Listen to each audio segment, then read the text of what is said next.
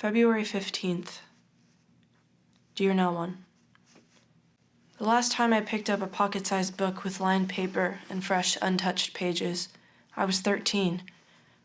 It was pink and had a lock on it. This tiny book so delicately protected all my big thoughts, locked away within the rosy pink pages.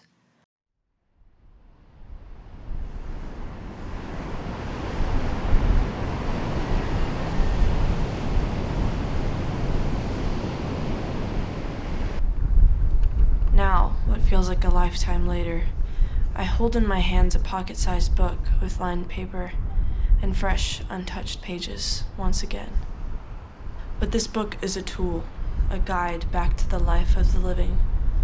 I need to know that it's possible for me to be happy again. I'm so tired of watching the world spin on without me. I need to be a part of it. I don't know if writing this all down will help, but I have to try. With each word I write, each page I turn, and each day I'm alive, I am determined to feel something again. February 18th. Dear no one.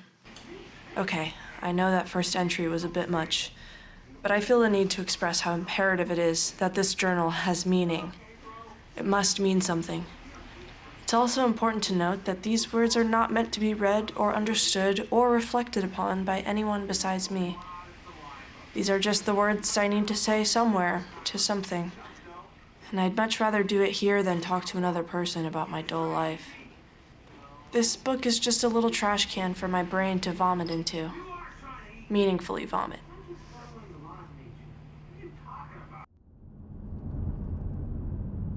February 20th. Dear no one. Today I took a drive. Not to anywhere in particular, just to drive. It's something I've always done when I need to escape or think really hard about something. I just get in my car and drive. Something about the control of the wheel turning left, then right, then left again, through the winding mountain roads. Ironically, the movement is what grounds me. Even years from now, a part of me will always be weaving in and out of these trees. March 2nd. Dear no one. Today is my birthday. I turned 22.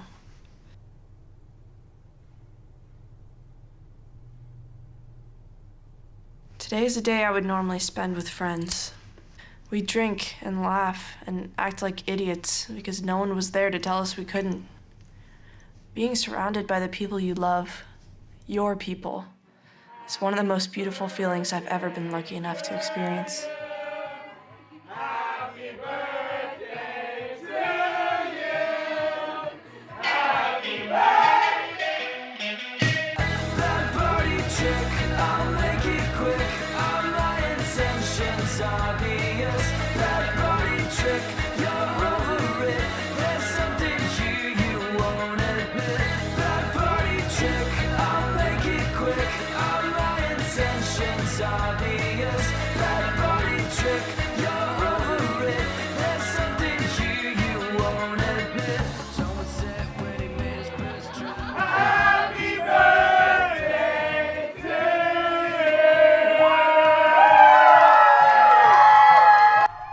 I wish that maybe one day I could feel that way again.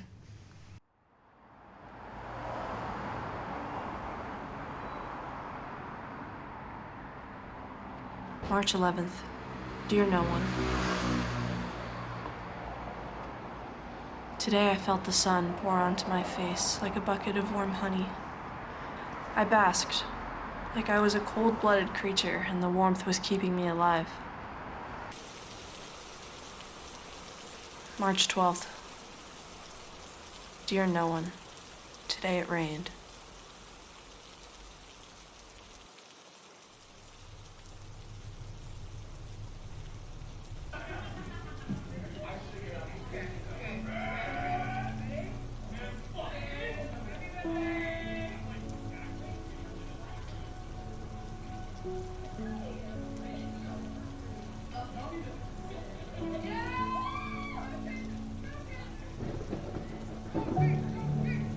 March 19th. Dear no one. Missing someone is the worst pain imaginable. Today, all I did was miss her. Her laugh, her hair, her slender piano-playing fingers. It's hard to describe the pain of losing someone in a way that doesn't sound extremely dramatic. It's like someone reached into your chest, breaking all your ribs, one by one, until you can feel the wind on your beating heart. Then, suddenly, an iron grip clenches onto it and yanks it out, and it's destroyed, decimated. And there's no way you can possibly put it back together. Like I said, dramatic. But it's real. And I will keep hurting.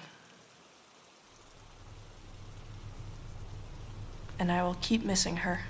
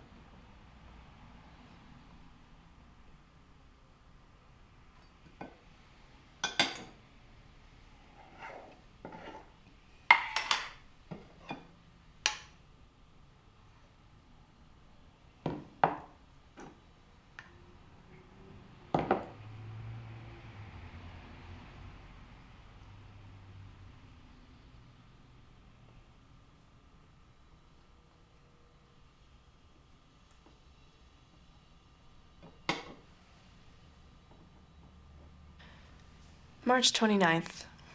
Dear no one. Today I made a peanut butter and jelly sandwich. It was good.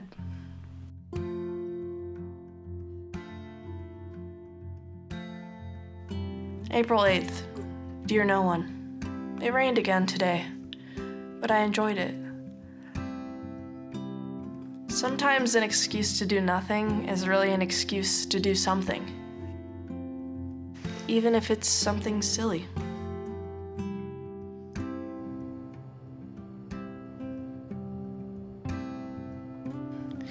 April 15th. Dear no one. The lump in my throat kept me company today. I don't know where it came from or why it was there, but it stayed with me all day. I kept trying to tell it to go away, that I didn't want it there, and it served no purpose. But I know that's a lie. Everything has a purpose, even lumps in throats.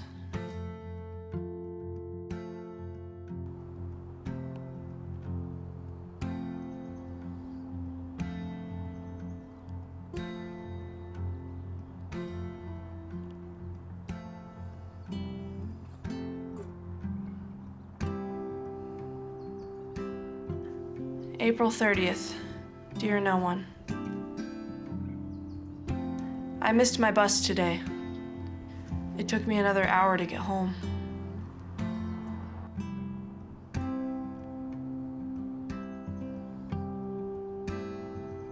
But I didn't care. May 20th. Dear no one. On my walk back from class today, I noticed something I hadn't before. The tiny little raindrops resting on top of the clover leaves. There were so many, and they shimmered in the sun.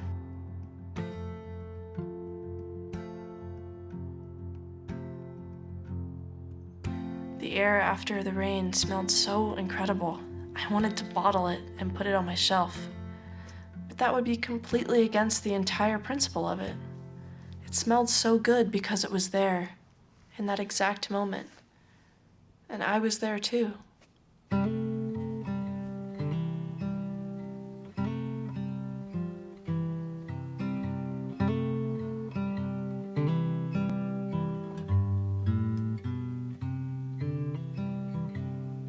There's a rock in our yard Sitting under the vines, reading hope etched in stone, in perfect straight lines. In the winter it shows, in summer it hides, 'cause those vines grow so thick and the feeling coincides.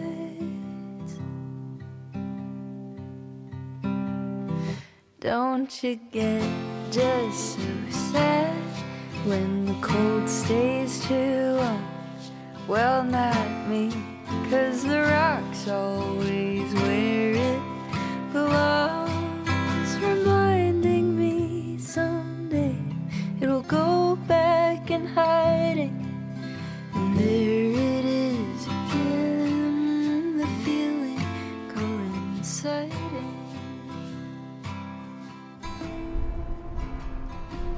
May 31st. Dear no one. Before I started this journal, I couldn't see past my own pain. All I could do was suffer and grieve and mope. And I thought that's what I deserved. But getting my thoughts and feelings out of my crowded head and into this little book helped me see that maybe I deserve better. I do deserve better. Look, I'm not saying I've cracked the code. I'm definitely not saying I'm healed or cured in any way. Some of my scars might never fade, but in the meantime, I'm just gonna keep on living.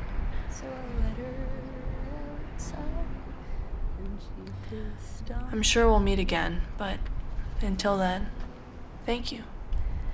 Sincerely, June.